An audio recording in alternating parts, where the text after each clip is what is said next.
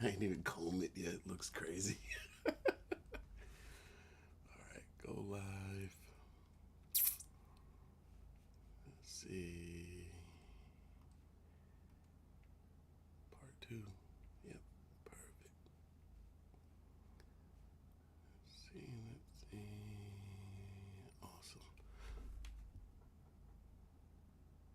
Okay. Now to wait until the people get here.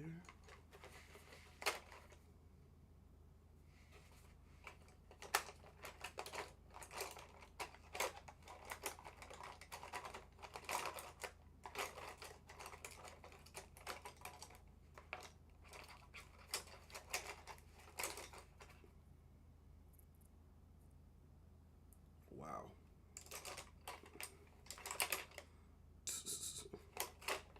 Horrible. Absolutely horrible. That's crazy. Oh, snap. Got some people piling up in here. What's going on, everybody? What is going on? We is back. Art is back with the art. Yes, sir. Good morning. Good morning, Popeye. Good morning, everybody. Good morning, Brown and Press. Good morning, Michelle. Good morning, Rochelle. Good morning, Matthew. Good morning, Sunrise. Good morning, Erica. Good morning, Linda. Good morning, everybody. It feels kind of weird being in here this early this morning. At the same time, it feels good. Welcome. I got some natural light coming through. That vitamin D hitting the body feels great. Good morning, Christian. Good morning, Deshaun. Good morning, Steve. I know it's hella early over there in Cali. It's 11 over here. It's what, about 9 o'clock over there? 8 o'clock maybe? Good morning. Amanda, welcome back. Good morning. How many people we got here right now? I can't even see. It's not showing me. Okay, 73. I can see it now. Go wait till we get about 100 people in here. And then we're going to get the show rocking and rolling. Good morning. Good morning. As y'all can tell, your boy was eager to get back to this. Now, I won't be doing any artwork today, but I will be cutting Goku out. Now, I know I said in the last live stream that I was going to cut him out, you know, so I could focus on it myself, not be distracted, not have you guys in here. But I thought about it. I have done every part of this drawing on live stream right here on YouTube, and that's how we're going to continue it. That's how we're going to finish it. So even me cutting it out, I'm going to do it on live. So I went to the art store, or the art supply store, yesterday and picked up a few things. So this is the paper. This right here, this Bristol board paper. This is what I use to do this piece right here. This is great for using markers and color pencils and stuff, which is the medium that I was going with originally, right? Brush markers, color pencils was great. This paper is perfect for it. Very smooth, but this is not what I'm going to be finishing with. What I'm going to be finishing with is watercolor paper. Now, this isn't going to work. I have to go to the art supply store tomorrow to pick up just a big single sheet of watercolor paper. And I know exactly which one that I want to get. It's very high quality Archer's paper that I'm going to use to finish this piece. It's going to be a massive piece. I'm going to have to cut it down to size. But this paper isn't going to work. The reason being is because it's not the right size. See that? This is not the right size. It's long enough, but it's not tall enough, right? This way. And Bristol board and watercolor pads, they don't come in the same dimensions. So like this is 18 by 12. What I needed is 14 by 17. Down here at the bottom, you see it, 14 by 17. I didn't pay attention. I just went to the store thinking that I knew what I was doing, and I got the wrong size watercolor pad. And they don't make a watercolor pad in 14 by 17. I looked everywhere. So I'm going to have to just get a single sheet of watercolor paper, a big sheet, and cut it down the size. Hopefully all I got to do is cut it in half, and that would, you know, be enough for me to get started on the drawing, and then I can resize the paper later on. But really I want to get it to the size of this little table that I have this glued down on, or stuck to actually, with just tape, with artist tape. So like I said, y'all gonna see me cut out Goku today so I can prepare him for the transfer for when I get the right paper tomorrow. So I have art supplies, right? Did I? Damn, I think I had a dream. Did I have a dream, or did I actually go get the art supplies? Hold on, let me check right quick. I think I got my art supplies out of storage. Either I did or I had a dream that I did. Let me go run and see if I actually grabbed them. But before I do that, so I can keep you guys entertained, for those of y'all who are here, let me show you guys the other art supplies that I picked up at the store yesterday. I picked up some brushes, even though I have brushes. I picked up some more brushes, and I got my X-Acto knife to cut this out. And I got some paint palettes. This is a pretty good deal right here. $3.99, and you get 4 palettes. That's awesome. That is freaking awesome. I mean, I'm gonna be using watercolor, so it'll be easy to clean these palettes off. But if I was using any other paint, then I could just throw a palette away. If the paint gets all, you know, stuck to it and make it hard to come off. So got my blade here to cut Goku out, and then I got these brushes here. So I'm gonna show y'all what I got as far as brushes. This is going to be what I'm gonna use to bring this painting to life. I wanted to get some fresh brushes anyway, because what I have here, some of these brushes is just completely non-usable. I can't use some of these. There's a few decent ones down here, but I'm gonna come back to this. So when it comes to brushes, right, I'm very particular. You know, it has to be a watercolor brush, and these brushes work for watercolor, acrylic, and oil, but it has to say that it works for watercolor brushes. I mean, watercolor paintings. So I got these brushes here. This is like the most I've ever really spent on brushes, individual brushes, because you can get brushes in a pack, you know, for maybe like $5 to $10, get a pack of brushes. But, you know, sometimes you want specific brushes for specific reasons, right? So that's what we got here. That is what we got here. We got, let me see, what was this? Well, we got the round brush. We got the script liner brush for the fine details. We got the filbert brush. We got another round brush, just smaller than this one. We got a flat brush, and then we have a wash. So the wash is going to be to lay down the water on the watercolor paper so that the paper can be prepared for absorption of paint, right? So, yep, I got these brushes. I think these are going to be just about all I need to do the final artwork on this piece here. But when it comes to like my and another thing too, like I told y'all, this is like the most I've spent on brushes. You see the prices of the brushes here. You got these two at $4. This one's $5. This one's $5. This one's $8. And this is the most expensive brush I've ever bought for $10. Now these aren't the super high end brushes. The brushes can go up to $80 for one brush like this if you're getting some with really, really nice hairs, really, really high quality brushes. But I don't invest that much in brushes simply because of the fact that I don't paint enough to do a good job of taking care of the brush, right? Because after you do any sort of painting, immediately after you want to soak the brush and clean the brush so that the brush will be good for the next time that you paint. I'm not great at doing that. So I get brushes that are fairly inexpensive. Usually I'll get these guys right here. Simply Simon brushes. I freaking love these. They're very cheap. You know, they'll brittle apart like how you see here. But even this brush, you see, I didn't take care of it, didn't prep it, didn't clean it, didn't soak it after. So now this brush is deemed unusable. It can be tossed.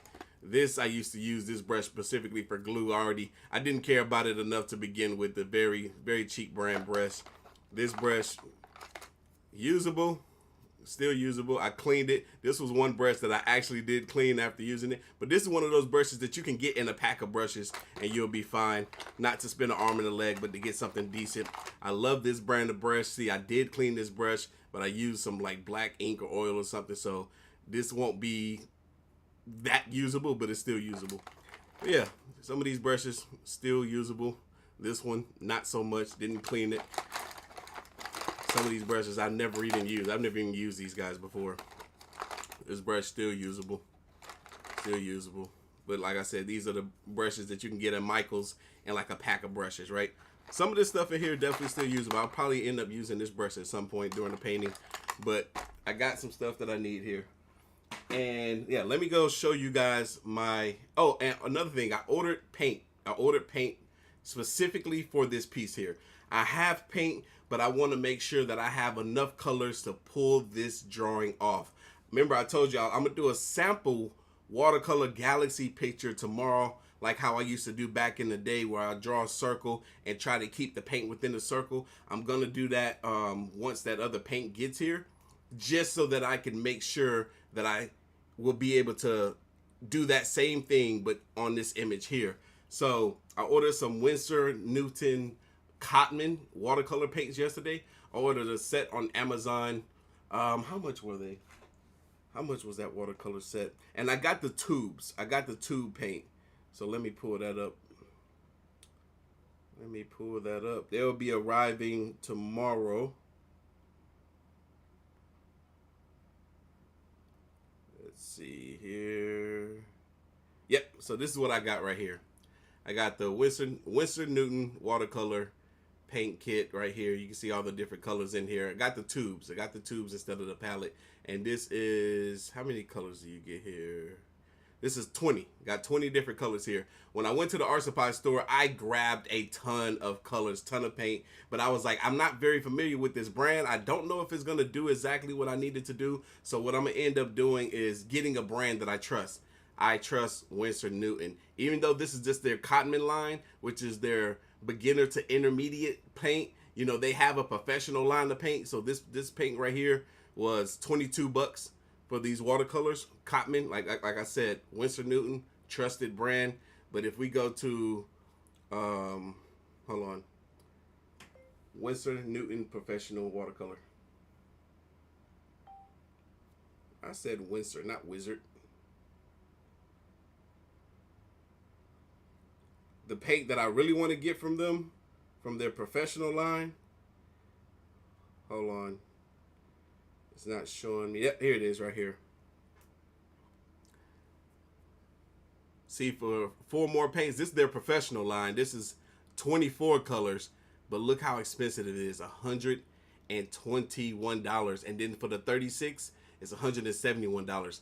I would have invested in this, getting that professional paint from them, like some of the best stuff out there, but I don't paint enough to find it justifiable to spend $120 or $170 for this paint right now. So I was fine with getting their Cotman line. I used to sell it back when I worked at an art supply store back in the day. So I trust it. I trust it well enough to be able to pull this off. Even though I do have other watercolor paint that's even better than the professional Winsor Newton paint, but I just want to make sure that I have enough color. So let me go grab that real quick. And when I come back, we're going to start cutting this. And then I'm going to be telling you guys some stories, since y'all like my my story times, different stuff in my life. I want to tell y'all something interesting that happened last night. So I'll be right back.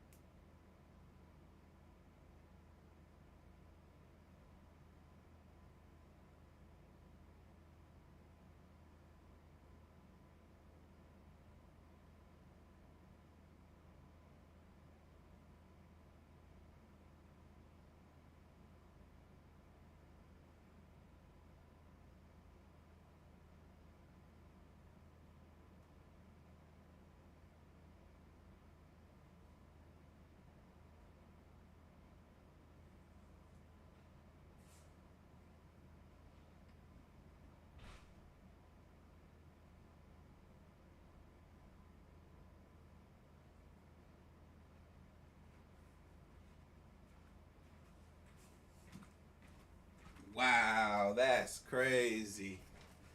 That is crazy. Hold on, y'all. I'm about to tell y'all something real quick.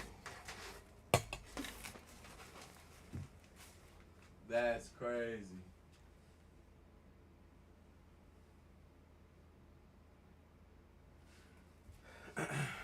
Alright, so remember how I told you guys that I thought that I went into my little storage and grabbed my art supplies out?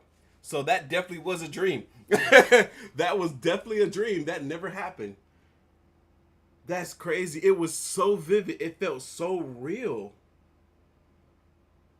But that never happened. And yeah, I have no idea where that big thing of art supplies is. That's so crazy. I don't know where that is. Where is that? This place is too cluttered. I need to clean up my entire apartment. But yeah, even then, I know I'm not going to find it. But anyway, so let's get into this. Let's get into this.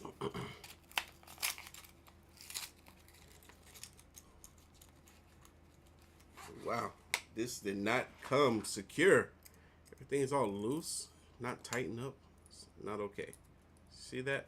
It's not okay. There we go. That's what we want. Right there. All right. Ah! I'm about to drop it. Look, I'm nervous.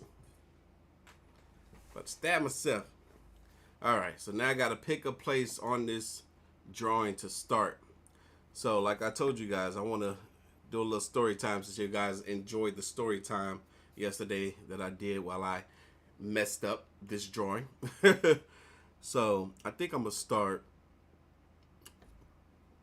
right around it here. I like this little middle area to start with. So yesterday I was at my buddy John's house. We went to go see the movie Imaginary, which I highly, highly, highly recommend you guys go and watch. Imaginary was a great thriller movie. It's surprisingly, you know, it's rare that a good thriller movie comes out in this day and age, but Imaginary was good from beginning to end. They did a fantastic job with that movie. I would go to theaters and watch it again. So yeah, we went to go watch that yesterday, and then I went back to his house just to chill, just to hang out, and he was cooking some dinner. All right, so I'm noticing I'm getting a little bit too close, and I'm actually cutting. So I got to cut a little bit further away. But this X-Acto knife is so sharp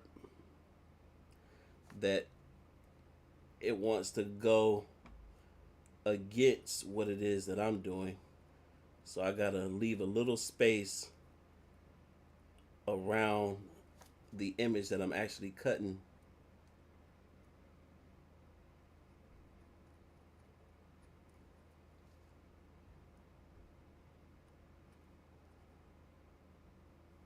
So yeah, I went to his house. He cooked some dinner, and then afterwards, well, while he was cooking dinner, a friend of mine who's a fellow content creator, she was big on TikTok with like close to 500,000 followers. She called me, and shout out to Yaya. She's been on the second channel before. Shout out to her. She recently got hacked on TikTok and got her TikTok account basically stolen from her. So now she's having to revamp and start all over again. The hack was so sophisticated, just about anybody would have fell for it. But yeah, so she called me with some questions about YouTube, right? She's like my big sister. I consider her my big sister. And John is like my big brother. So I'm gonna have to angle this certain ways to do what I'm trying to do. But yeah, she calls me and she wanted to ask me some questions about, you know, the direction that she was taking with her YouTube channel. And I was giving her some pointers, and John was as well. And she was like, I was working on a video last night and I realized that it sucked. She said I was editing the video and it was just not entertaining at all. She was like, I was getting bored just watching it. She was like, how is it that you do such a good job with your videos and do a good job of keeping people entertained. She was like, how much of what it is that you do, your persona, is a character, and how much of it is the real you? And I was like, I think for me, I think it's like 95% real me and like fake percent. Well, I was wrong. I was wrong. Like what I said, John was like, no, that's completely wrong. That's completely wrong. John was like, I think the real you, like what you show to the world, like in real life, the real life you is only 40% of you. It's like you're way more toned down. He was like, I think the you on camera is 100% you.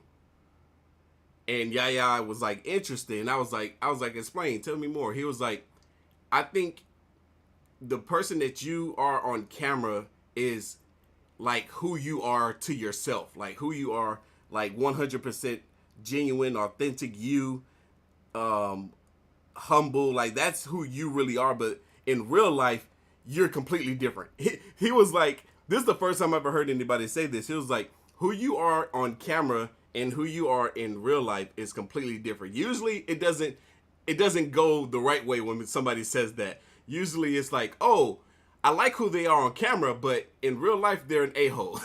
But he was like, no, in real life you're way more toned down. You're way more like calm and chill and relaxed, and it's like you're only 40% of your real self when in real life. But on camera, he's like, I believe that's 100% who you really are. And I was like, you know what? I get that. That makes sense. And I was like, the reason being is because like when I'm on camera, I really feel like I'm by myself, talking to myself, having a conversation with myself, even though I know that I'm talking to people. It still feels like I'm just talking to myself. So that was a little interesting conversation that was had last night. Man, this X-Acto knife and this paper, because this is Bristol board, is so thick that I can't cut the lines perfectly, but I rather cut and leave some space between the drawing, the outline, than to cut directly on it and screw it up. This X-Acto knife wants to cut in a perfect line, but these lines are curved and angled. They're not perfect. But I'm liking this right now. So I'm going to build my way up this way, and then I'm going to come back down to do the legs. So yeah, that was a little conversation that was had last night. I thought that would be an interesting story to tell you guys. Something y'all would have never even heard if it wasn't for this live stream. Yeah, I definitely left a good amount of space that time. Interesting. Okay. Yep, for those of y'all who are in here now that wasn't in here yesterday, we are cutting Goku out of the picture. We are cutting Goku out of the picture, and we're going to be placing him on watercolor paper, which I will be doing a better job of doing the galaxy space around him than what I did here. I completely butchered this. It doesn't look half bad to the untrained eye, but for me, it's a complete and utter mess, a disaster. It's horrible, and I can't do my man Akira Toriyama like this. I'd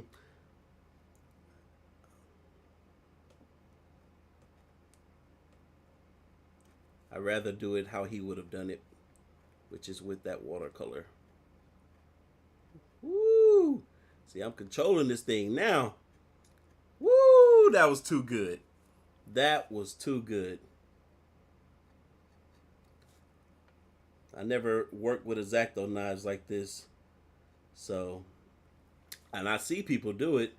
I'm like, dang, how are they able to cut that so good and get that knife to go the way they want it to? Ooh, that was close. But I recovered. Ooh, too much space. Too much space.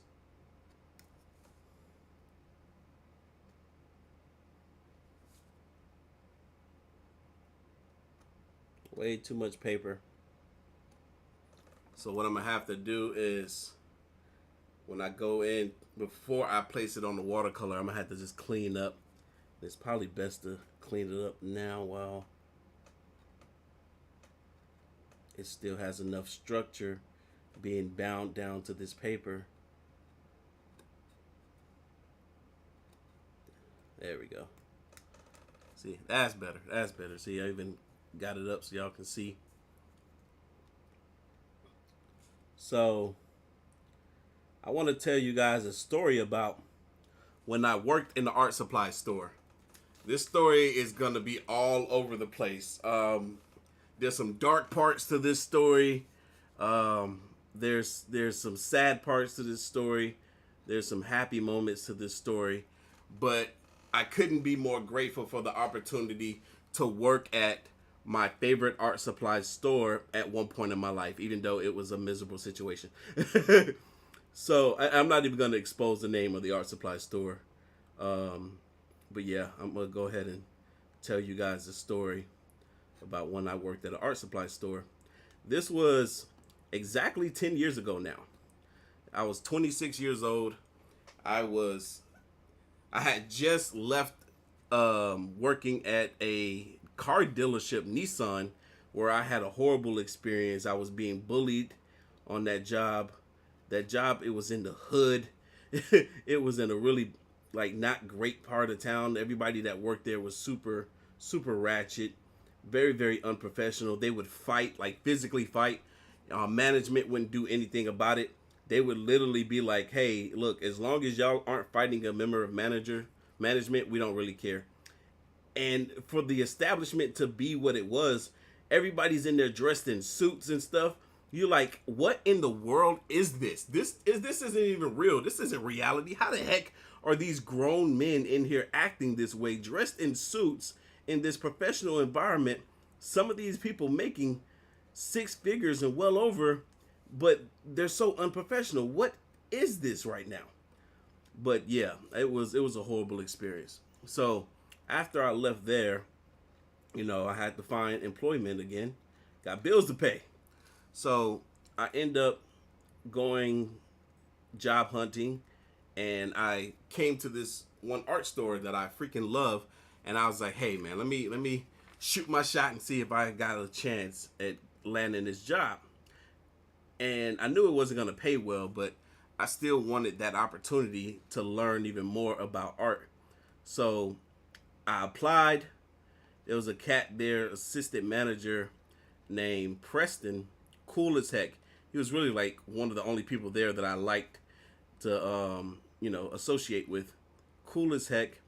He saw the potential in me or whatever, and I was able to land the job. This is interesting. Yeah, this is gonna have to be this little orb is gonna have to be a part of the next drawing or the next painting. I'm gonna have to cut it out and also have it be on the image. But anyway, I'm trying to clean up this here because I kind of cut too far out, and I don't want that much of the old paper. If anything, I'm gonna come back with some really fine scissors and clean this stuff up even more. So yeah, hopefully that works with the scissors.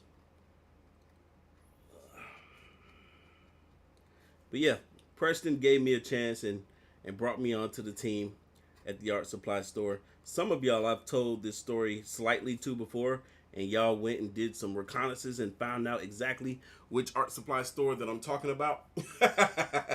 But yeah, Preston brought me on, and I became a sales associate and stock boy, putting stuff up on the shelves. And I absolutely loved that I had an opportunity to learn more about artwork than I ever knew before, or just the art scene with when it comes to paint and everything else. And we had a really, really nice discount, so I love that. I was broke, but I was trying to buy art supplies whenever I could. Now, when I tell you guys how much I made at this job, you guys are going to be like, how did you stay there? How did you stay there for, I think I was there for maybe a year. I was bringing home like $350 every 2 weeks. Every 2 weeks, $350 every 2 weeks. It was a part-time job, and I didn't have the mindset to work multiple jobs back then, especially when the schedule fluctuates, right? When the schedule fluctuates, it's hard to make multiple jobs work in my mind because the schedules have to align in a way that I can work both jobs. So I just worked at that one job, and back then my mom would take every dollar that I made away from me. Like she would be like, "All right, give me your check." I come home, give me your check.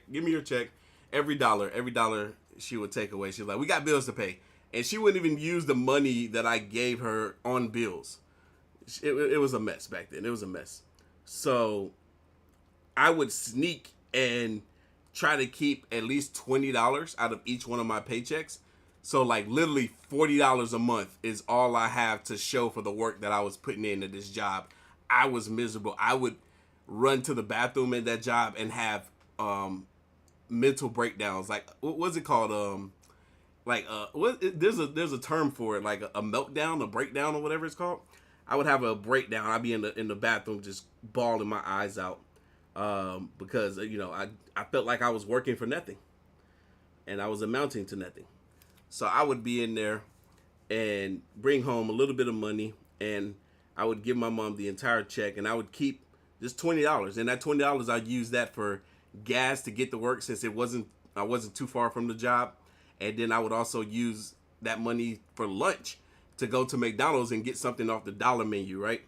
And it got to a point, like, my mom had a friend, I don't know what this dude did, but like he knew how much exactly that I was making, and he knew that I was keeping money from her. So he would tell her, he was like, "Hey, like, he's keeping money out of his paychecks. He's not giving you all the money." So my mom would get really upset. She was like, "I know you're keeping money out of paychecks." I was like, "Mom, it's just $20. She's like, "I told you to give me the whole paycheck." And I didn't listen. I was like, "Well, I'm gonna keep at least $20 out of each one of my paychecks. I have to survive." Like she was like, it was a mess. But anyway, so I know some of y'all are thinking, "What the heck? There's no way in heck I would give my mom the whole paycheck." But we were struggling. She was sick. She couldn't work. She couldn't earn any money herself, really. So, and she was getting Social Security, which wasn't enough.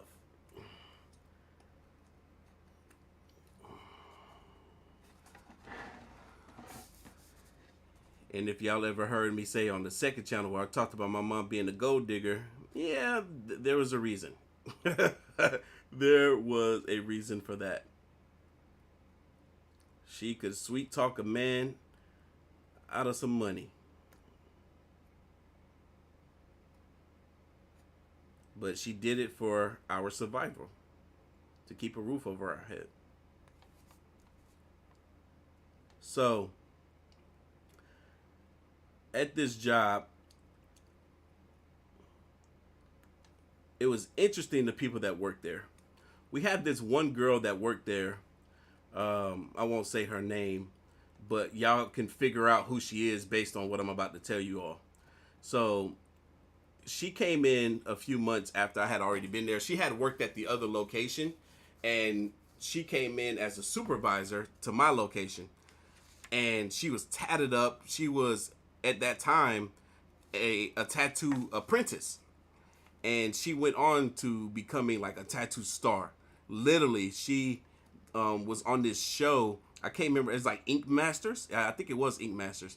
She was on the show Ink Masters. And yeah, she went on to doing great things. I still follow her to this day, and I see all the cool stuff that she does. But it was so cool. And she wanted to tattoo me. She was like, "Oh my God." She was like, "Your skin complexion is so perfect. Like, you're lighter color, this, that, and for." Let me do a tattoo on you. Let me do a tattoo. And I was going to let her do it. But at that time, I didn't care anything for tattoos. I didn't have any tattoos. It just wasn't a priority for me. So I just kind of like let the ideal and conversation just fizzle out. but she was cool. There was this other guy that worked there. I can't remember what his name is, but he was really cool too. This black dude. He had this interesting vibe about him. You wouldn't think that he was as cool as he was. He almost had like a nerdy look, a nerdy vibe to him, but at the same time not. It was weird. It's hard to explain, but he was real cool. Me and him got along really well. And then I had this one supervisor. I can't remember his name, but he was very flamboyant. You know, he was a little short gay dude, and he was cool as heck. He was cool as heck until it got to a point where he started hitting on me, and that's when it became an issue. He started hitting on me, and mind you, the supervisor that hired me, the assistant manager Preston, he was also gay, but he I don't know, he was all like Preston was one of my favorite people, man. He was cool as crap. But this other dude that started hitting on me, he started hitting on me when the dude that I was just telling y'all about, when he left, and because he was hitting on him and then making him uncomfortable, and then he left, and then that's when he started hitting on me. So as soon as he started, I remember I went to the tattoo artist girl. I told her, I was like, hey, look, you know, so and so supervisor is hitting on me. You know, I'm straight. It's making me really uncomfortable, and yeah, I need him to stop. But don't say anything to anybody. Let me talk to him. I'm gonna talk to him. Let him know, you know, that he's making me uncomfortable, and then, you know, he's cool. You know, me and him used to get along tight, so I'm pretty sure, you know, he'll you know, bring it to a stop, and it won't be an issue. And I told her that, and she was like, okay, I'm gonna let you deal with it. You know, I work part-time at that job, so I was off a couple of days, and then I came back, or maybe I was off like one day, and then I came back the following day, and I was going to approach him and tell him, you know, hey, can you cool it with all that? And what ended up happening was the manager, the store manager, who I couldn't stand, she was a Karen to the fullest. Oh my God, I couldn't stand her. Whenever she would come to the store, I would always be like on edge. You know, she was always like super, super stern, like, you know, like watching my every move. And I couldn't stand this woman. Like, I was like, when she wasn't there, the store vibe was great. But when she was there, it was just so stressful. She just brought this real negative energy. So I came to work, and he wasn't there. The supervisor that was hitting on me, he wasn't there, but the store manager was there. And like, she brought me in to the office. Oh no, it might have been Preston. I think it was Preston that brought me in. Yeah, it was Preston that brought me in. She wasn't there. It was Preston that was there, and he was the one I said that hired me. He brought me into the store, or into the office, and, you know, he was like, hey, so and so told me, she said that, you know, the other supervisor had been hitting on you. And hold on, let me make sure I'm getting the story right. Because I remember talking to Preston about it. I remember talking to the store manager about it. No, I'm sorry. Go back to what I said before. I'm so sorry. It was the store manager. She was like, she brought me into the office, and she was like, yeah, so I heard about what happened. And instantly I was mad. I was like, darn it. She's like, I told her not to tell. I told her that I was going to handle this myself. And I didn't say that, but I was just thinking that in my head. And she was like, yeah, I heard about what happened. But what's so crazy is she put the blame on me. She made it seem like it was my fault that he was hitting on me. I'm like, what?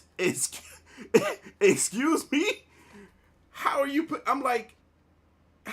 put the blame on me that he hitting on me?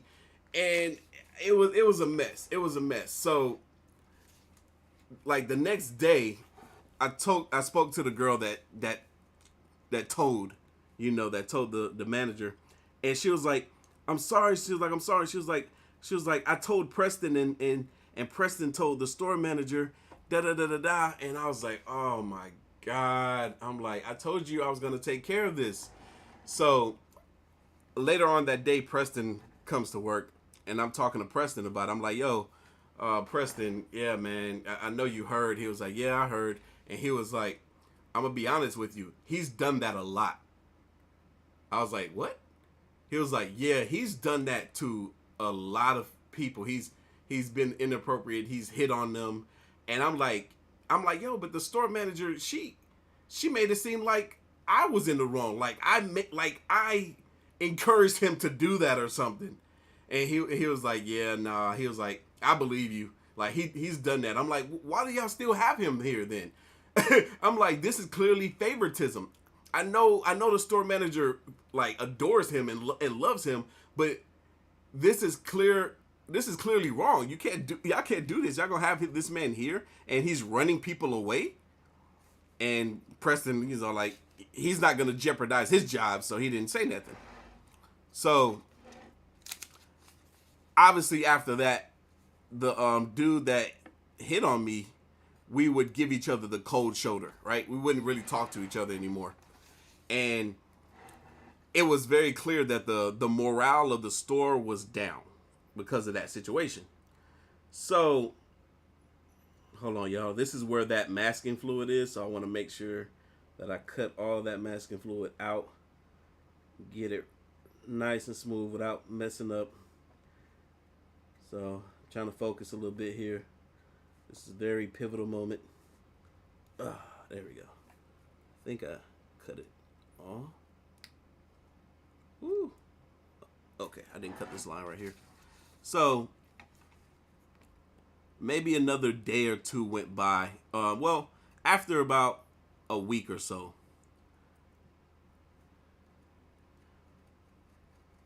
it was very clear that the energy, the vibe was all the way off in this place. So then that's when the store manager brought me in to the office and she was like, look, your performance is not good. I was like, excuse me? I'm like, we all have the same task here. We put products on the shelves and we, attend to customers and we check them out at the register. This is a very, very easy job. There's just nothing hard about this job. She was like, well, blah, blah, she was trying to create a reason to fire me because the morale of the store was down and she viewed me as being the issue, even though the favoritism was going towards the other supervisor. And you know how it is. Y'all, if y'all ever worked in retail or ever even went to school as a student, the supervisors are going to be on each other's side, no matter what. No matter what, it's very rare unless they royally screwed up that they're going to be against each other. The supervisors are always going to be on each other's side, typically, right? And just like in school, you say a teacher did something, you tell another teacher, they're going to go to the teacher's lounge and talk about it, and now the teachers are against that student. I dealt with that stuff too, right?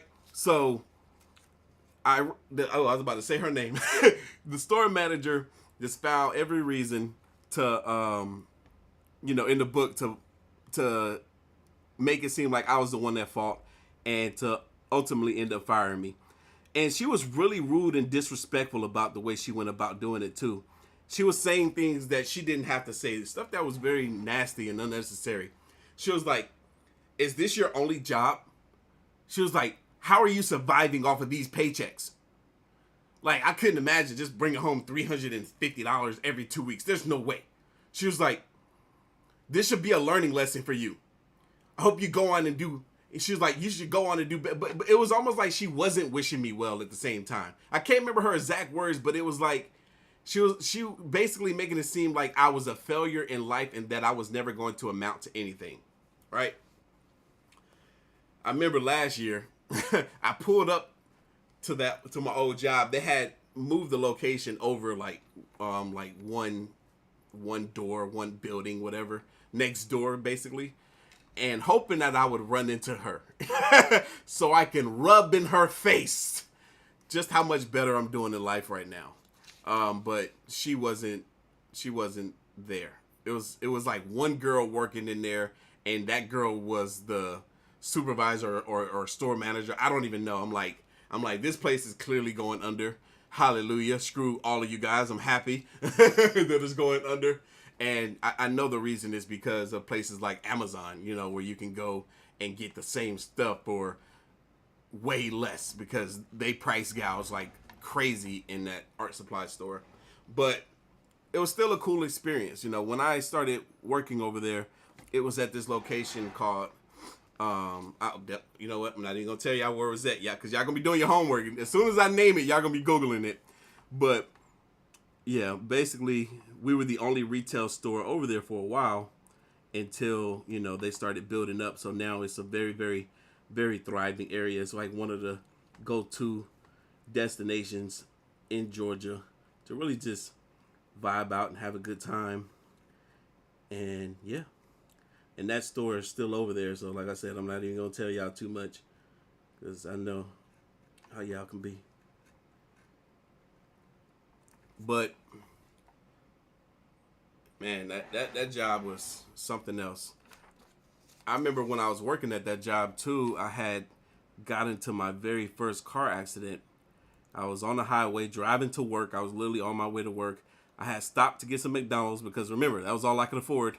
I had stopped to get some McDonald's, and on my way to work, the traffic went from 50 miles an hour to 0. And I literally slammed on the brakes at 100 feet back from the car that was ahead of me, and my brakes completely just did not work. They just completely gave out, and I ended up slamming into the car right in front of me. So, and that was my first car too. And I got my first car at 26 years old. And I freaking totaled that car. And the car that I hit was fine. He had a hole in the back of his car in a place that I couldn't even understand why. It was like in the high part of his rear trunk. I'm like, how you got a hole right there? And my car is totaled. Like the front of my car is completely totaled. And you just have a hole right there. How is this possible? Nothing else about your car looks like I touched it. And how do you even get this hole right here? My car is down here. That hole is up there. I was so confused. But yeah, my car was total. And what's so crazy is the two cars, my car and the car that I hit, were the exact same, is the same brand, but not make and model in different years. But regardless, I'm like, how the heck is my car in such a bad shape? But yeah, after that, oh crap, I just cut right on the black line. I was trying to avoid doing that. Well, I could still salvage by cutting a little higher. Okay. But yeah. So after that incident, it's actually when I started taking the bus and the train to work, and that's when that the supervisor that I had started hitting on me, because we would go to the train station every day after work together. We would walk to the train station, and I guess he got so comfortable hanging out and talking with me that he felt that it was okay for him to hit on me, which that was not okay at all, because me no like it the men, me like it the women.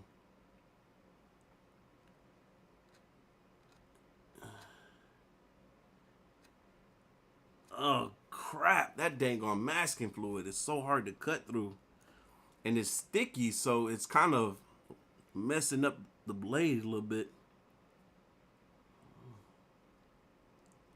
Woo. I gotta be really careful because, ooh, that masking fluid, oh my god, oh, it is so hard to run this knife.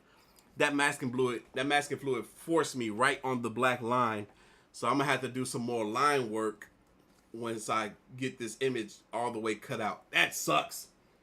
That sucks. Darn it, that masking fluid. I did not want to cut right on the line.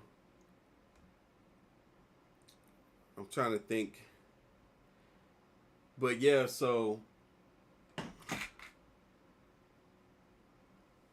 after I'm even though that car was that was my first car. I paid like $1,700 for that car. It was a Kia. Was it a Kia? No, it was a Hyundai Elantra. It was a 2002 Hyundai Elantra, or 2003 Hyundai Elantra. And yeah, like I said, that was my first car. I paid like $1,700 for that car. And hold on. Make sure I get up that masking fluid. Okay, it's not as thick right here. Woo, okay, that wasn't too bad. You gotta, one thing about these dang on knives, you gotta make sure you keep tightening it so the blade won't go flying out once you're applying a lot of pressure. But anyway, back to what I was saying. So, yeah, after I totaled that freaking car, I'm glad I had full coverage on it. I didn't really know a lot about cars back then. So I was like, you know what, I'm going to get full coverage even though this is a $1,700 car. So I got full coverage on that car, and I got about $1,200 check. You know, once everything went through, got a $1,200 check, which I used to go towards my next car, which was $1,200. It was a Hyundai Tiburon. That car, I spent more money dumping into that car. Probably 2 years, I spent $6,000 just trying to keep that car on the road after buying it. But anyway, so yeah, I was out of luck for a while. I didn't have a car, and I had to catch the bus to work for a few months. Catch the bus and the train to work for a few months before I had enough money to get a car. And I'm gonna tell y'all something that happened while I was on the train. I think another thing that's making it hard for me to cut this is because I'm cutting through this table. So I won't be surprised if there's an outline of Goku on this table once I pull this image up. Really, what I should have done is, hold on.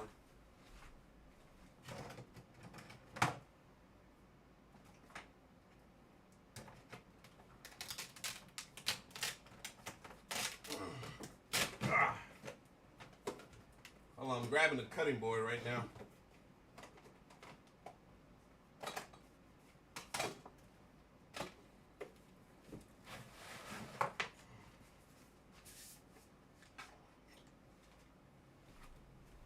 It's a little small, but yeah, I kind of don't want to use this now because it's so small.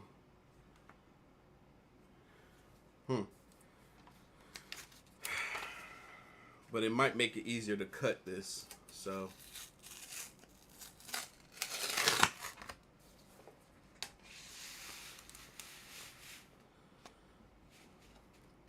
Yeah, we'll do that. Where was I? Sorry, I got this image all out of frame. There we go. That's better. So, again, for those of y'all who are getting here late, I'm cutting Goku out so that we can do a fresh new background. All right. That's where I left off right here. Oh, that masking fluid. Oh, it forced me right on that black line. I should definitely cut wider out. Yeah. That cutting board definitely is helping make this easy, because I was definitely cutting through that wood.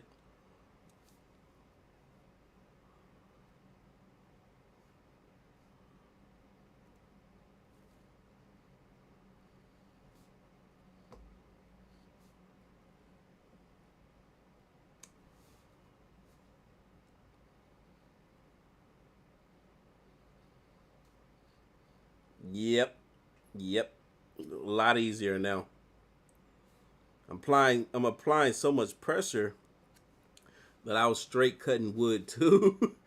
So I had messed up this poor little table underneath.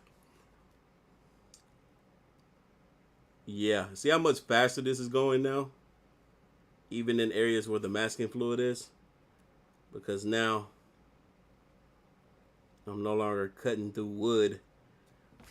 Oh, my goodness. And I thought about this before I even started. I was like, I probably should put that cutting board underneath. But lazy me. I didn't want to pull up this image and ruin it. But luckily, I was able to do it this way. Just raise it up on one side and slide the board underneath. And I could just move it down as I'm going lower.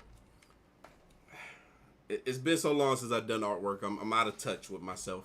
But anyway, so like I was saying, I was on that riding that train to work for a while, and I was so down and out. I was like, just like, man, here's my first car is gone. I don't know when I'm gonna have enough money to get another car. We're struggling financially. You know, I don't have any money ever. I give my mom my whole paycheck. I was so stressed and so depressed. At that time, I was already suffering from a lot of depression, and you know that situation just piled on and made it worse. Trigger warning. Trigger warning. My mental health was getting so much darker that one day I remember I was coming home from work. I had a really bad day at work. I was coming home from work at the art supply store, and I was walking to the train station, and I was crying the whole time I was walking to the train station. And I remember wearing glasses and trying to conceal my face from the outside world so people wouldn't see me. And I remember I was at the train station waiting for the train, and I had to step back as far as I possibly could to prevent myself from wanting to jump in front of the train. Like there was several days where I just wanted to just jump in front of that train. So, and I remember getting off the train and like walking up the stairs and crying my eyes out. I had shades on, so if you were looking at my face close enough, you probably could see the tears running down my face. And I remember this really cute girl was staring at me while I was walking, and I don't know if she could see the tears or if she thought that I was attractive and wanted me to talk to her. But I remember just thinking, I'm like, I can't talk to you right now because I just tried to jump in front of a train. Like, I will never forget that. I will never forget that feeling and that day. And like every detail about that day.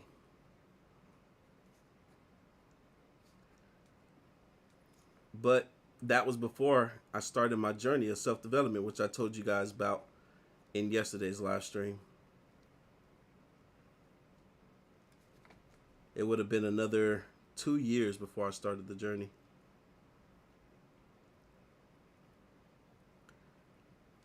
So I got fired from that job, and things were a bit hazy after that for a while. I don't remember what job I had after that. Maybe I think that's when I got into that shuttle job. Yeah, that's exactly what it was. Yeah, shortly after that is when I got that shuttle job. Maybe not super shortly. But I remember like, you know when you're poor and you don't know how poor you are? Oh, wait, what the heck? The video cut out. I'm so caught up in the drawing. There we go. I just had to turn the camera off and turn it back on. I don't know why that's happening now. That never happened during my regular live streams. It only happens during this live stream. This camera is super dusty. So what I'm going to do before I set up to do regular live streams again, I'm going to clean this camera, reset up everything on this camera, unplug all the cables and connections, and plug everything back up. And because I don't want that to be happening while we're doing regular live streams. Because, yeah, that's only ever happened during this live stream. It's weird. All right. Yeah, y'all should be able to see now that the stream is back. There's like a 10 seconds delay. But, yeah, y'all should be able to see that the stream is back now. I saw we lost some people. But, yeah, that always happens whenever some stuff go wrong with the visuals or the audio or anything. But, yeah, we're back. We're back in here. All right. There we go.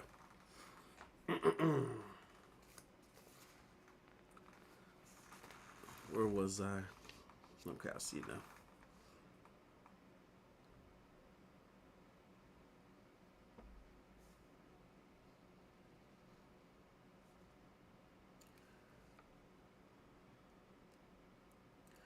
But yeah, so after that car accident, maybe a month later, I went to, or when that check finally came, I went to go see if I could find me a car. Remember, I was just saying, you don't know how poor you are until you find out how poor you are.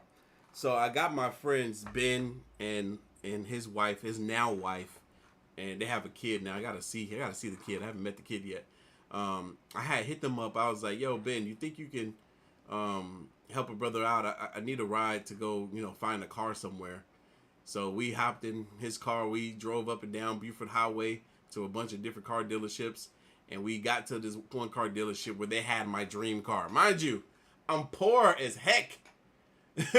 I'm on the verge of losing my job that pays me $350 every 2 weeks. I should not be looking at no dream cars. But, I didn't have a big dream. I wasn't a big dreamer at that time. So my dream car was nothing special. My dream car was an Acura TL, specifically the S-Type. And we found this dealership that had one. It was black, it looked great, and it was like $10,000, right? Which to me was like, back then especially, was it was like $100,000, like expensive. It was a lot of money. Still a lot of money. But I wanted that car. That was my dream car. I just loved the aesthetic of that car. Acura T, like between the years of 2008 and 2012, I love the look of that car. Very aggressive. And the S-Type with the quad exhaust, oh my God, that was a dream. So we go up in there. We talk to the guy. He brings me in his office. He's trying to qualify me for this car, asking me questions and stuff. And I had Ben and his wife and her brother like standing behind me, and I will never ever forget this day. Never forget this day. The guy, the salesman at the car dealership or manager, he was asking me. He was like, "All right, so what do you do?" And I told him what I did. I work at an art supply store. He was like, "Okay, how much money you make? He was like, "How much do you bring in a month?" Ooh, crap. Hold on. Let me readjust. Uh-oh. Why is it stuck? Hold on. This ain't good. Okay, there we go. And I remember him asking me, he was like, "How much do you bring in a month?" And I looked at him and confidently said, "I bring in $700 a month." And the look that this man gave me, I will never forget. His mouth dropped and he looked at me like just in pure shock. And then he looked back at my friends to see if they heard what I said and to see what their reactions were. And I looked back at them, looking at them, and they were like stoic. They didn't have any reaction on their face at all. And then he looks back at me. He was like, "Man, you don't make no money." I was like, well, I told her my car. I really need this car. I'm desperate for this car. I'm like, don't worry, if you guys let me get this car, I'm gonna be able to go out and find a better job and make more money. He was like, I can't. He's like, I can't do it. He's like, not only can you not afford this car, he's like how can? He's like, if you get this car, there's no way you can afford your other bills. And I was like, I agree with that. I was like, I already can't afford my other bills now. He was like, I don't understand how you could possibly be surviving off of $700 a month. And I didn't have any response to that because my mom's a gold digger. That's how we're surviving.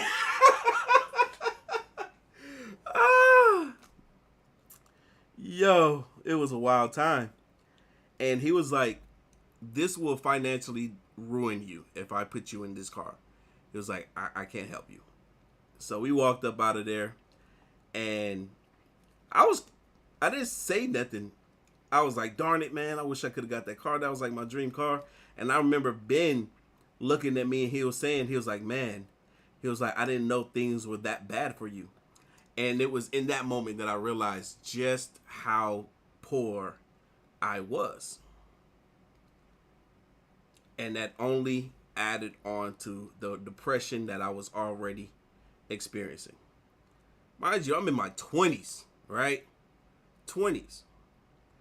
And depression was my life. Literally, depression was my life. I didn't date. I didn't date at all in my 20s. Like, well, no, there was one girl I went on like 2 dates with, and that was it. But other than that, I didn't date in my 20s. My depression had the better of me. It took away any bit of happiness that I could have possibly had. You know, people was like, "Man, we never see you smile, never see you laugh," and my response would be, "There's nothing to smile about. There's nothing to laugh about." Like, I was that miserable. Like, who I am today is polar opposite of who I was back then. I would be walking in the streets, and then I would get on Facebook, and I would get a message from somebody on Facebook that I went to high school with, and they would be like, "Yo, man, I see you walking in the streets like all the time. Are you okay? You look miserable. Like, you look like the world is just weighing down on you." I'm like, "Are you all right?" They're like, "You okay?" I'm like, I would not even respond. Because I couldn't say I was like, "Yeah, I'm all right." I'm not. I wasn't someone to be like, you know how people be like, "Hey, how you doing today?" "Hey, I'm good. How about you?" Like, people will say I'm good when they're not good. I wasn't that person. I couldn't do that back then.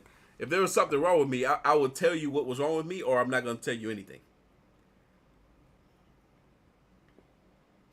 I know I'm rambling or ranting and probably sharing way too much, but it's my truth. Just speaking my truth. My truth is my story, my lived experience. No one else lived what I lived, how I lived it. So that's my truth. And but the truth, so help me God.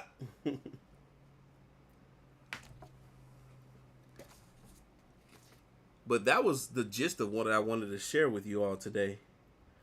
We're almost done cutting Goku out here. I started here. I'm now here.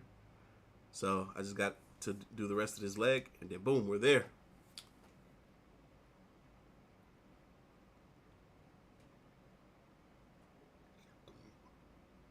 There's going to be some things about this drawing that's not going to fully match up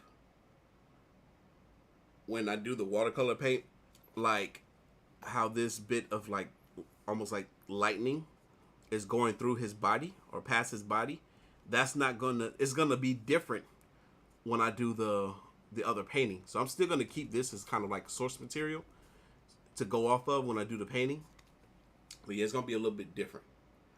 So what I'm gonna do on the next painting is I'm going to mask off this area with the masking fluid, so that when I go to do the wash and the watercolor paint, I can avoid these areas until I come back in and do them how I want to do them with the paint. But yeah, I'm trying to think, is there something else that I could share with you guys?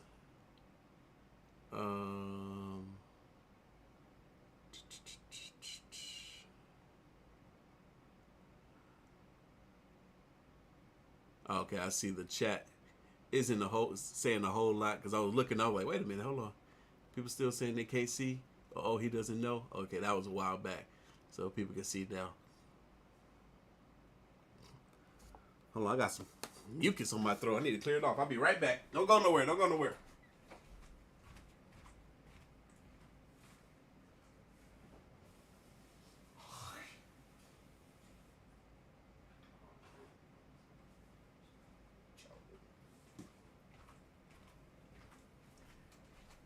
Y'all want to hear about young Artofkickz, my childhood a little bit?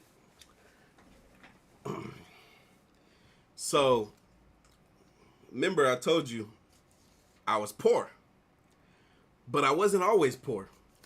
There was a point where we were doing very well financially, and this was before my mom got sick. When my mom got sick, I was 14. I was a freshman in high school. But before then, we were doing pretty good. My mom was an entrepreneur in her own right. She had her own daycare service, and she was also the candy lady in our neighborhood. which I feel like back then every neighborhood had one and every neighborhood needed one. And my mom business was thriving. And everywhere we ever lived, she was the candy lady. So everybody knew my mom. My mom was like the local celebrity. Everybody loved and adored her, you know, even though the relationship that we had was a little bit different, you know, as I got older. But before then, we had an amazing relationship before the age of 12. So, but as a kid, my mother spoiled me rotten. I tell you, I was spoiled rotten. And my mom which I don't recommend. If you're a parent, do not spoil your kids rotten. I will not be spoiling my kids, but the best thing you can do is teach your kids how to get what they want for themselves. So if your kid wants the next best toy that's coming out, make them earn it so that they will appreciate it more. My mom used to tell me all the time that I was so undeserving, but she didn't realize that she made me that way by spoiling me, right? Don't spoil your kids. I was literally having this conversation with somebody the other day. Don't spoil your kids. And this was something I learned in self-development.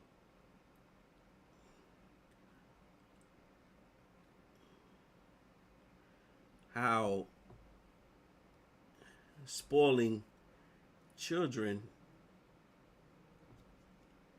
is not a good thing for them. It doesn't benefit them at all.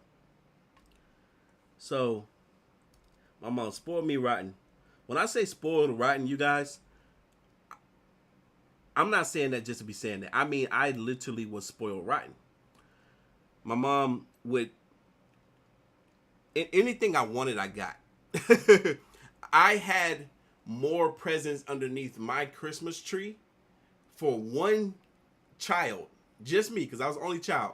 I had more presents underneath my Christmas tree than the whole neighborhood combined. Literally, you almost couldn't see the Christmas tree. I remember one year I got 30 remote control cars for Christmas. 30 remote control cars for Christmas. The next year I got 25. I had close to 60 RC cars in my apartment. 60. That's how spoiled I was. If I wanted it, I got it. My mom got to the point where she knew me so well, she would buy me things before I even knew I wanted it. I was like, Mom, I just saw this yesterday. How did you get me? She was like, baby, I saw it 2 weeks ago. I'm like, wow. I was like, you're amazing. Spoiled me rotten. And she told me the reason why she did it was because, you know, we struggled in the beginning. You know, we were homeless when I came into this world. We were couch surfing and living in shelters where, you know, there was racism in the shelters, and they wouldn't let my mother, who was a black woman with a newborn child, sleep on the beds. They would give it to the homeless white man instead. It was a struggle. So once, you know, she was started to do better for herself, you know, she was like, I never want my baby to have to want for anything. I don't want him to have to feel like he needs to go out and take from anyone. Anything he wants, I will do my best to get it for him. You know, which sounds like a good sentiment, right? It sounds like a good thing. It makes sense. But she didn't realize the damage that she was causing me by not teaching me the value of $1 and not teaching me the importance of building character through work ethic and earning without, you know, having things handed to you. She didn't understand that. She was just doing what she could with what knowledge she had, right? So I can't fault her fully for that, even though I used to. So, because I was spoiled, a lot of kids didn't like me. I would have friends, but, you know, the friends I wanted to have didn't like me because I was a showboat. I would show off, but you couldn't touch the things that I was showing off. I was the only child. I had the only child syndrome, and it was it was my mom who made me that way. She was like, "Don't let these kids touch your stuff. If they touch it and break it, they're not gonna want to replace it. This, that, and the fourth." And she was right. She was absolutely right. But at the same time, you know, it wasn't. It made me come off as very self-centered and selfish. So, mind you, these same kids that didn't like me loved my mom, and they didn't realize that, and maybe they did, that the reason I was the way I was because my mom. And I'm pretty sure they did. They knew I was a mama's boy. Oh, did we? Okay, I thought we cut out again. Y'all see the Crocs that I got on my feet? These are the alien Crocs. Hold on, I want to show y'all the other one is better. Ugh. Check these bad boys out. Yeah, these came with these. Like, I didn't put these on here. Even on the other one, I didn't put these on here. And they... Oh, dang it. This one going out. Like, when you step, they light up. It's pretty cool. But yeah, I bought these for, like, I think $30. Foot Action or what was it? What was it? Champ Sport, I think, is going out of business. So, like, you go over their website right now, they have crazy deals. Crazy deals. And I got those for, like, $30, which I was freaking surprised. But, yeah. Back to what I was saying.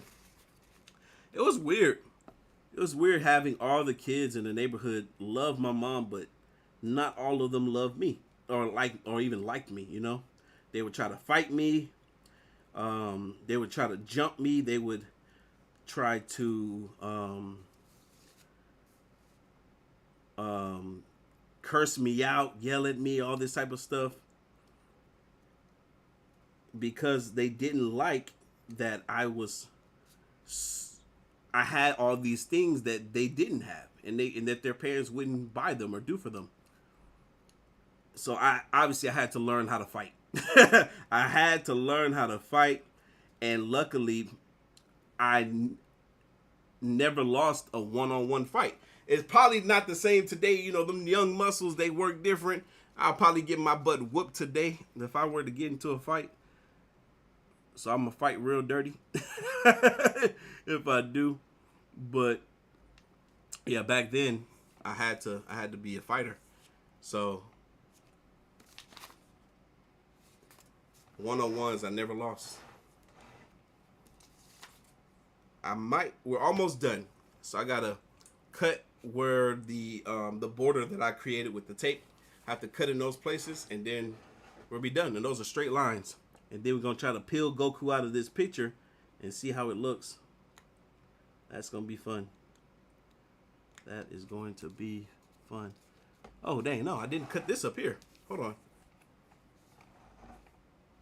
Let me put that down for safety.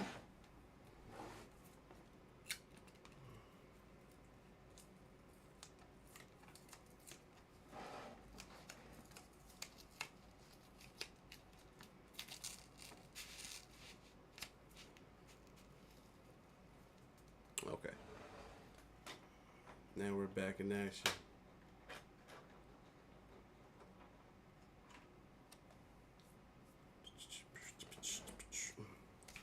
All right. Let me finish cutting this. I didn't follow this line here.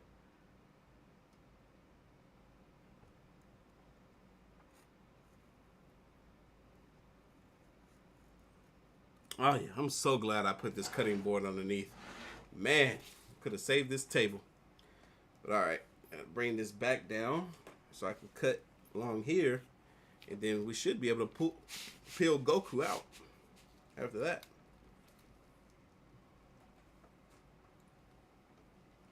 Oh man, let me tell you guys the time I got my thumb dislocated. It was this thumb. Let me tell you the time I got this thumb dislocated. It also goes right into the story about when my mom got sick as well. So back in the day, we had this dude in the neighborhood that I kind of looked up to. I kind of looked up to him, even though he was a perpetual liar, like this boy was known. He was like, I think he was like a year older than me. This boy, he was known to be a liar, but he was such a phenomenal storyteller that you was captivated by the lies and stories that he would tell, and you just want to sit there and listen to him tell these stories. But they were lies. You know, you ever met a person who would tell you an amazing story? Oh wait, it cut out again. That was me. I kicked the freaking camera. I think I know why this keeps doing this. But I kicked it that time. And I'm pretty sure it's because I got this cable hyper extended. So we gonna wait. We gonna wait until y'all can see that I'm back. I know people are gonna be like, oh no, he's gone again. But no, I'm back.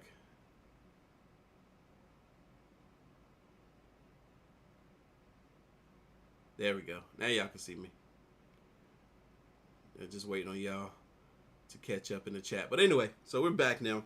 So again, like I was telling y'all, y'all know how y'all can come across somebody who will tell you a story about themselves only for you to find out later that the story isn't about them. It's a true story, maybe, but it's somebody else lived story. This was this guy. This guy would tell these stories and make it seem like it was his experience, but it was somebody else's experience, really. But nonetheless, like, people liked him. People liked being around him. He was like almost like he was a jock. Like, he was like one of those type of guys, right? And I remember one day we were playing this game. Like, we used to be so active in our neighborhood. We would go out every day. We was either playing soccer, because I lived in a predominantly Hispanic community. We would play soccer, and his nationality, he was half Venezuelan and half black. And like I said, we would go out, we would play soccer all the time, football, baseball, and we would make up games, right? We would play cops and robbers, and we would play this one game called the Mexican game. We would play the Mexican game, and I swear we made this game up. I've seen it like on social media a couple of times. And I was like, yo, I didn't think anybody else ever played this game. If I describe the game to you, it sounds really suspect. It sounds really weird, right? But we call it the Mexican game because it was like the objective was to jump over the border. But it was weird the way we did it. So the way the game was structured, it was you would have somebody standing up against a wall, right? Let's pretend this is my back and the wall is right here. And my back will be to the wall. Let me face this way so my fingers can be my legs, right?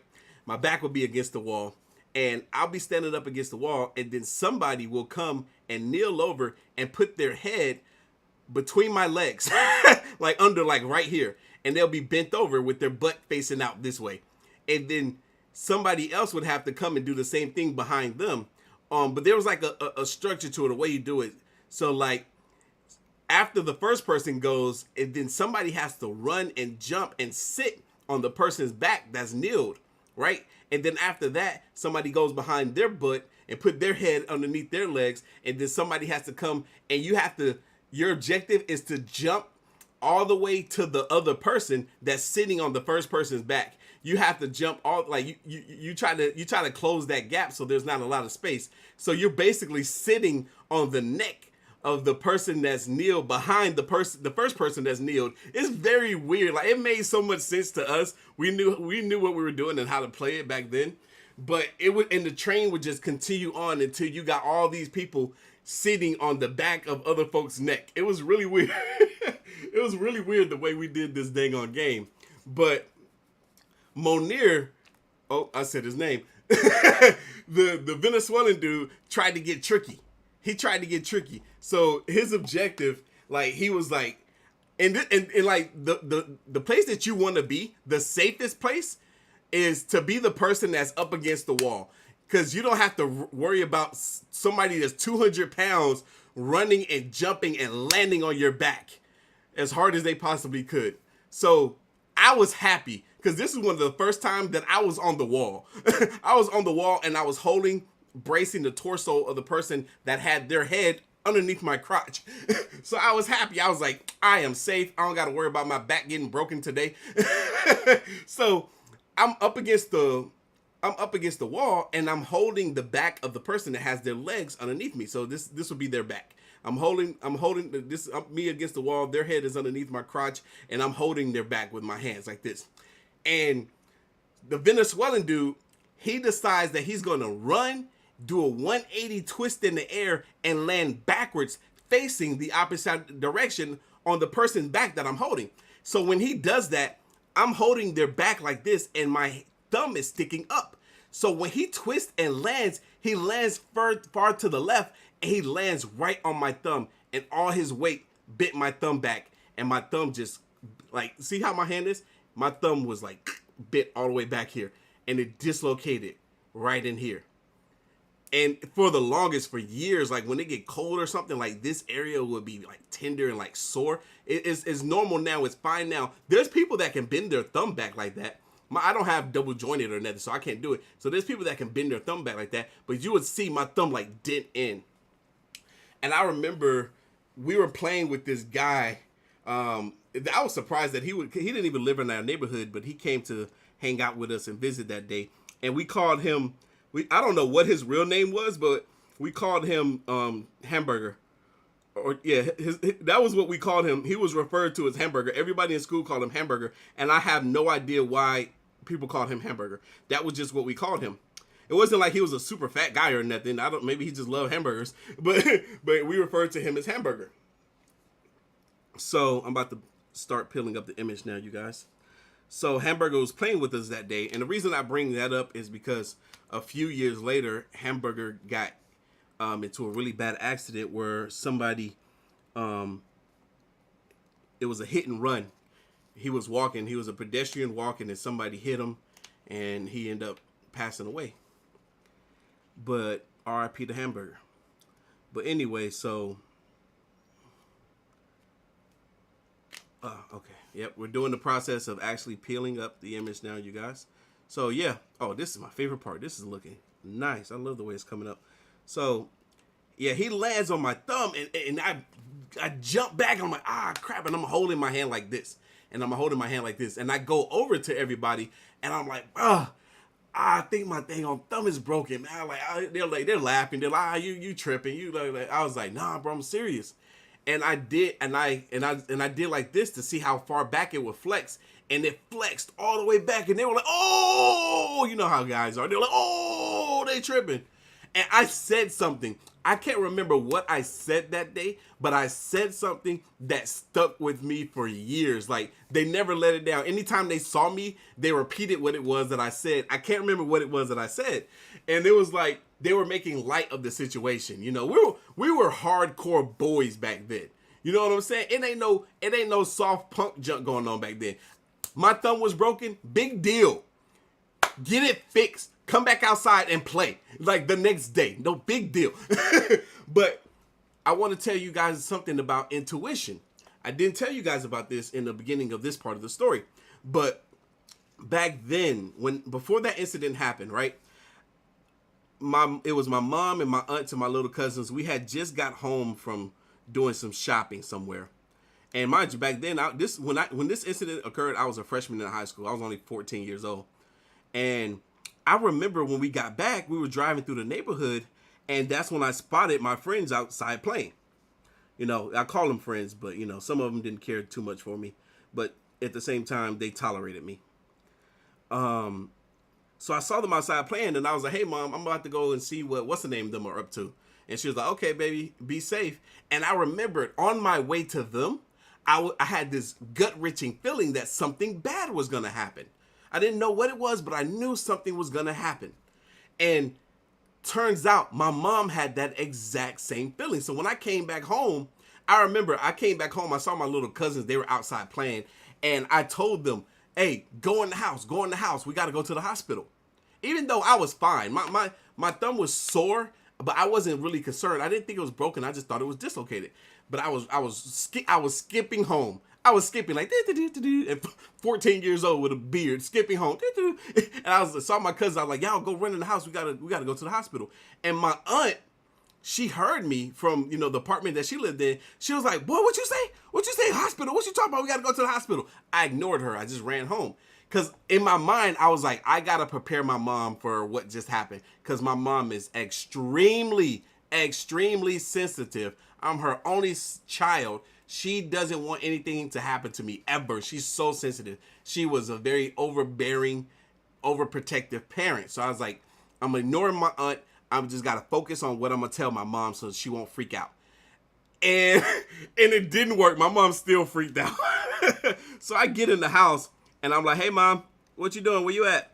She's like, hey, I'm in the hallway, baby. I'm like, okay, I'm coming. Look, don't freak out. This is nothing crazy, but yeah, I might have broke my thumb. She's like, what? What happened?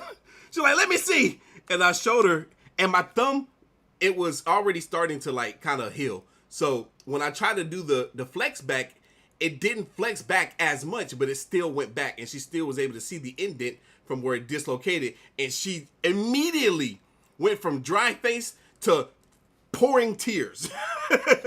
Pouring tears. You would have thought her son died. So we rushed to the hospital. My aunt told me to put something hot or something cold on my thumb. I don't remember what it was, but I just remember it just made it worse. So we go to the hospital. They examine my thumb, and we get to the front desk, and I'm showing the lady, that work at the front desk of the hospital, like what's going on with my thumb. And I bend it back, and it didn't even bend back as far as when I showed my mom. It was just a slight little bit because it was already, it was just out of place a little bit. It was already working itself back into place. And the lady freaked out. She was like, oh my God. I was like, you didn't see what it did earlier. So I get a cast on my freaking arm. Like I'm like, they don't make just hand and wrist casts. They put that cast all the way up to here. That cast was all the way up. Look, I can't even show you, all the way up to here. I'm like, why y'all gotta cast my whole arm? So I used that as an excuse when I was at school. I was telling my teachers, hey, I can't write. Even though I'm right-handed, they didn't even notice that my left arm was messed up. And I told them I can't write, so I just was like in school not doing any work. I hated school. God, I hated school. But hold on, let me get this piece here. Thought I cut that. There. Oh, look at it, y'all. It's coming apart. Nice. Oh yeah, I cut it better than I thought I did. Oh yeah. Look at that. This is cool.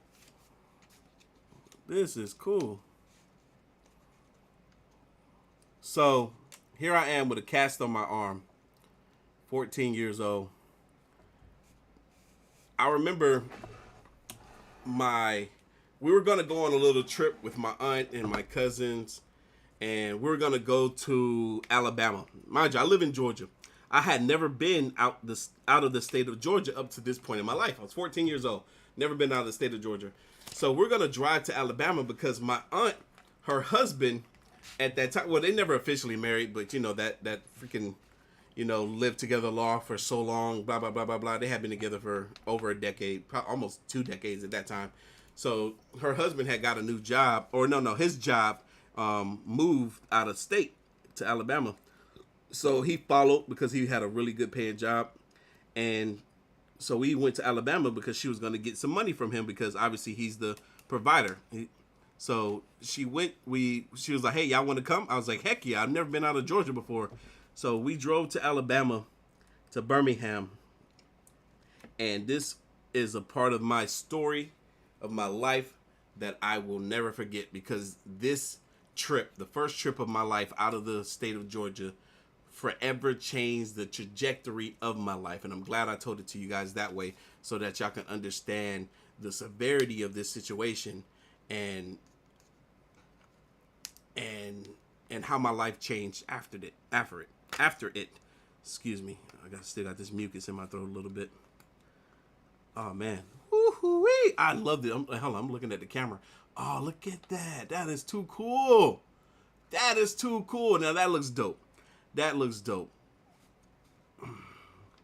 All right. So back to the story. Oh, dang. It's so much easier to cut it that way.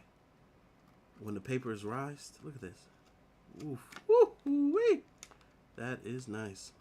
Okay, so we take this trip to Alabama. We go. We're literally in and out because my aunt was like, "Ain't nothing out here in Alabama. We ain't gonna be here long. We literally gonna drive here, get this money, and drive straight back home." So we hop in the car, pile up with my two little cousins, which is my aunt's kids who are adopted. And that story, if y'all want to hear that story, I'll tell you guys that story at a later time. I'll probably tell y'all in the next live stream. That is a crazy story about how my aunt acquired my little cousins to adopt them from her best friend. My mom was going to write a book on that story. But anyway. Oh, did I cut this area? Hold on. This was before I used a cutting board, so it didn't really cut that well. Woo! There we go. Okay. So, we're driving back from Alabama, and it's getting late in the evening. And we're right on the border of Alabama and Georgia when out of nowhere, my mother started feeling extremely ill. Like really, really ill, like to the point where she thought she was going to die. And we're all freaking out, but nobody's freaking out worse than my mom is. So we pull over at a gas station and call 911. The ambulance arrive, and my mother's always extremely difficult to work with when it comes to, being in the hospitals or anything, or, any sort of assistance from EMTs, ambulance, or whatever. And so the ambulance arrived, and these guys, these two young white dudes, as sweet, as kind as they can possibly be, so patient, so understanding when it came to my mom. Like, I hope those two guys are doing amazing in life right now.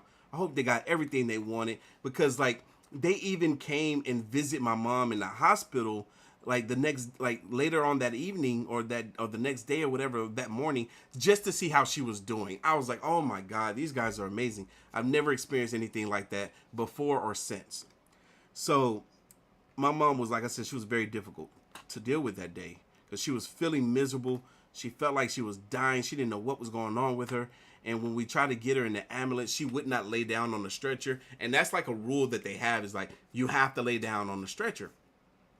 And she was like, she's like, y'all don't understand the way I'm feeling. She's like, I can't, there's no possible way I can lay down on this stretcher.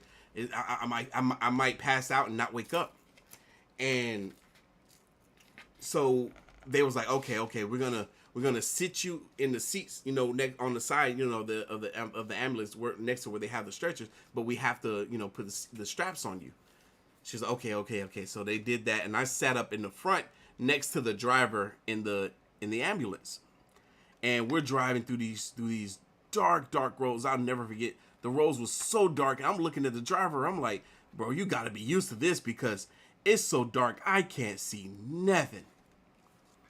Well, I'm going to cut this orb out. Oh, wait. I can't already cut that. Okay, never mind. Oh, wait. I didn't fully cut it, though. Yeah, I'm going to cut the orb out then. I might add it to the image later, or I might cut it off. So we get to the hospital. The doctors are examining my mom, and then they determine what's going on with my mom. So the doctor comes back into the room to give us the update on my mother's blood work. And the doctor's like, I got some bad news for you. You have hypertension, meaning that you have high blood pressure, and you have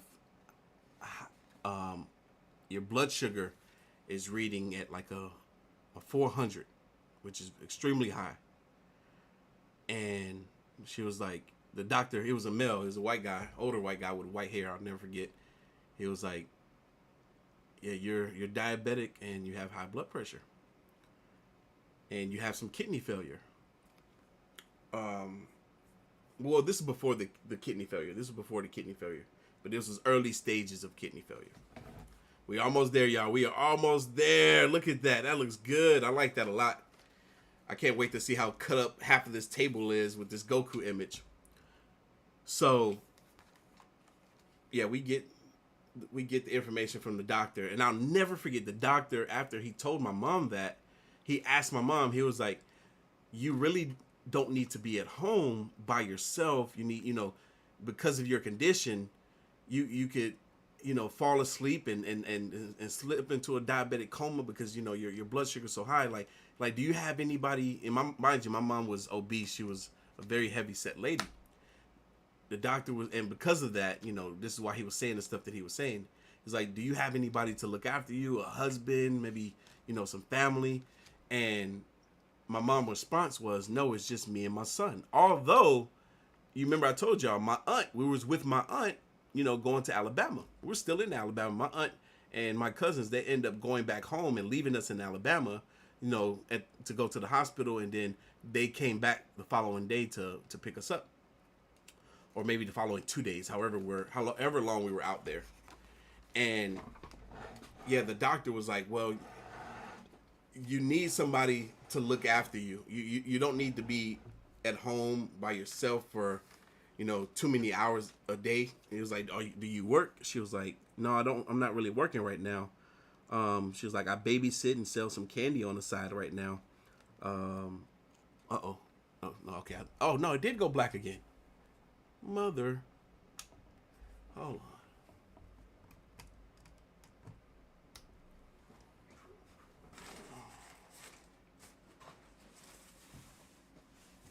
All right, we back. We back, y'all. We back. I know y'all can hear me. I'm gonna have to see what's up with this cable. Before my next live stream tomorrow, I'm gonna go buy another one of these cables, but I'm gonna buy like a really, really good one. Cause yeah, I don't like that this thing keep cutting out. And maybe it's because I changed the setting too on my camera. I probably should have left it alone and not played with no settings. Let me see, what did I do to this camera? Dang. We're gonna figure this out tomorrow, but I hope this don't keep doing this. Doing my regular live streams, because that's gonna suck. So I gotta figure this out. We'll do a test live stream tomorrow, and in the live stream I'm gonna be like, hey, you guys, y'all, look, if the camera cuts out, just bear with me. I'm trying to do some tests to see what's going on with it. But yeah, we back. Yeah, the camera's not overheating or nothing. It's just, I don't know, something going on. But anyway, see what y'all talking about. All right, we back in here. Let me see, where my blade go? Lift it.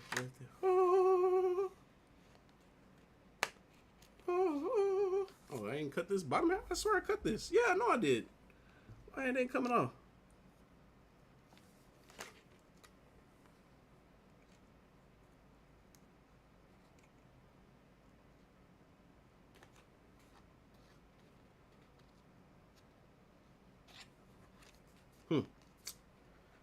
Try again.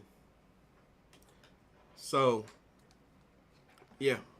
Again, back to where I was. The doctor, after my mom told him, yeah, no, it's just me and my son. And she was like, I have brothers and sisters, but they don't really care about me like that. After my mom said that, the doctor then looks over at me with this very, very serious look on his face. And he was like, hey, son, I'm gonna let you know, your mother's in pretty bad shape, and it's important that he was like, are you in school right now? I'm like, yes, sir, I'm a freshman in high school. And then he saw the cast. Remember, my thumb was broken or dislocated. He was like, oh man, he's like, I'm just now noticing that you got a cast on your arm. I was like, yeah, being stupid, dislocated my thumb.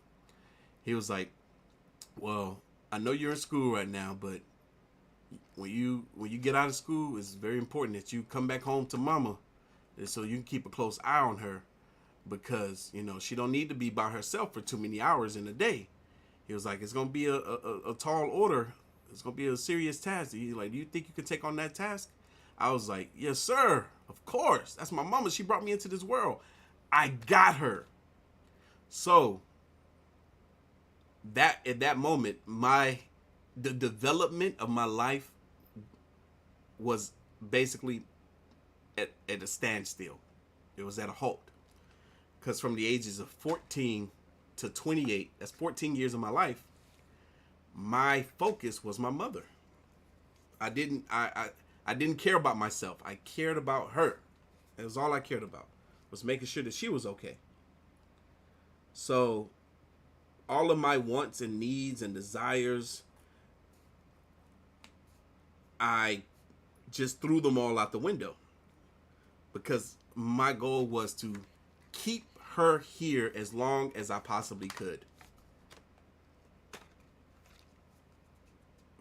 That's why I didn't date or anything from 14 to really 30, really. And I just made sure that, my mom was all right until I lost her when I was 28 years old. We did it, y'all. We did it. Goku is free from this catastrophe. He's no longer bound to this BS that was once a part of him. Let me see. And look now. Oh, look. This is one of my favorite things, though. Even though this image is deemed useless, I want to see how clean the borders. Oh, look. That's another thing, too. This paper would have been ruined. Y'all, this tape has been on this paper for so long that when I peel it up, half the paper comes up. Look, imagine if I would have finished this artwork, this drawing, and then I go to peel the paper off, and it peels the paper in half, y'all. Oh my God. Oh my God. The image would have been ruined. I would have had to go through and cut and leave this tape border on here. I would have had to just cut this off and leave this tape border on here. See, look. Lesson number 2. Lesson number 1, don't leave masking fluid on your art for a whole year or else it'll do this. Lesson number 2, don't leave artist tape on your art for a whole year or it'll do this to your art. Wow. Let's see if we can do a side and then not mess it up. Look, I'm doing the other side now. And I'm trying to get it clean. Hold on, let me get it off the table here. Let's see here. Y'all see this? Wow. Look at that. Messing up the artwork. I wouldn't have been able to see what the finished product looked like, because my favorite part is always taking off the masking tape or the artist tape and revealing this very clean border. Man, we saved this drawing by messing up the drawing. That's God right there. I'm putting that on God. He made sure that I screwed up this drawing so that we can save the most important part. So that we can put the most important part on a fresh, new piece of art. I love those orbs, those energy orbs. I love that those are still there. Man, look, I cut into the table. You can see where I was cutting into the table. Man, that is crazy. Look at that there, man. Screwed it up, but saved it at the same time. So when we come back, we're going to have this glued down on watercolor paper. But I know you guys are enjoying hanging out with me, so we're going to stay in here a little bit longer. I think what I want to do now, I really want to clean up these edges, but I'm kind of liking them where they are. I kind of like that little space right there. So if I want to go back and do some more line work, then I have some space to work with. So I'm not mad at this. This actually came out way better than I was expecting. I kind of would want to use some sandpaper to kind of clean up the edges because they're a little jagged in some areas. But at the same time, I'm happy with this. I'm very, very satisfied with this. Wow. I love this. I love the way Goku came out in this drawing. I stepped out of my element. I combined both paintbrush or paint marker, I should say, paint markers and color pencils on the actual drawing here. I want to go in and make Goku's eyes, I think darker. Maybe they need to stay that light because this is Ultra Instinct Goku. But here we are. We got Goku freed from the image. So now I can put him some watercolor paper, which I'm gonna go buy tomorrow. And I still gotta wait for the watercolor paint to get here, which is going to also be tomorrow as well. But well, we're gonna come back to this drawing. Let me think, where was I in the story? I want to make sure I finish off the story before we get up out of here. So where was I? Yeah, so like I said, you know, from 14 to 28 years old, my focus was taking care of my mom. I completely neglected all needs that I had for myself. At that point too, we were struggling financially. We went from doing okay, doing well, to now that my mom is sick and I'm still just in high school. Now now we're not doing well financially and I have this sick mother to take care of. But anyway, that's it. That is it. Let me see what you guys are talking about. Somebody says, I recommend laminating. No. You don't laminate artwork. You do not laminate artwork. If anything, you put a finished coat over the top of it, just to preserve, what it is that you're doing.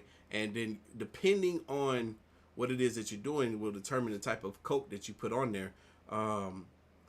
Technically, this doesn't really need a coat of anything, but the watercolor, there's probably like a spray coat that I can put over that. But if I laminate this will completely change the aesthetic of what the picture's supposed to be, because the laminate will create a shine on this picture that's not supposed to be there. So what I'm gonna do is put this image in a safe place, which is right here between the pads of this watercolor pad right here, between the pages, I should say, of this watercolor pad, to keep it nice and flat. So right there. Ooh, this is some nice watercolor paper. So, but mind you, I'm looking to do the image this way to do more galaxy space. But if you see the whole thing here, this isn't gonna work. It's too small. So in due time, when I get that right paper here. But yeah, I'm gonna go ahead and leave that there like so. And we're closing off this chapter until a later time. So I think I'm gonna go outside now and go for a walk in the park, and I might live stream me walking in the park on Instagram if you guys want to hang out with me some more. So yeah, I need to get me some exercise in, and I'm about to start cutting out carbs after today, bread, rice, all that type of stuff, because your boy needs to lose some more weight. Very, very important for my health, because just like this story about my mom, I fall into the same category as her. I went to the doctor. My blood sugar was higher than hers. Hers was 400. Mine was 498. I also just recently got diagnosed with hypertension, early stages of liver and kidney disease. The kidneys I have cleared up, thankfully, but I need to get out. I need to get out and walk more. I need to do more exercise. I just started going back to the gym this week. I'm already feeling so much better by being back in the gym again, but I got to do it. I got to do it because one of my goals now is to outlive my mother. She died at the young age of 51. I'm 36.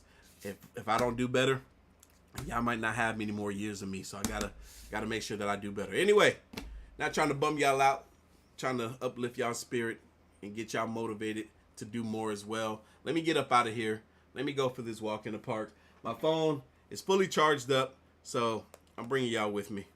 So, all right, let me go change clothes, comb out this crazy looking beard of mine, because I know it's wild right now. And I will see you guys on the gram. Catch you guys later. Where is the cap that go on this thing? Oh, there you go.